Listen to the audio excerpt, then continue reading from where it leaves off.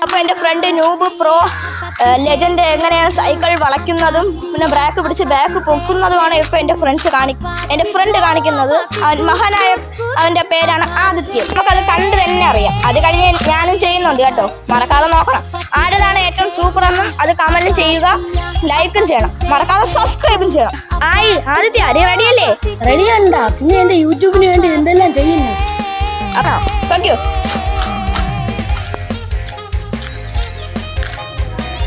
Noob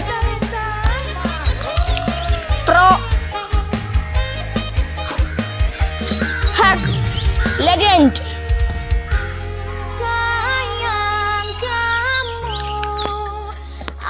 നമ്മൾ അടുത്ത കാണുന്നത് ബാക്ക് വോക്കൽ.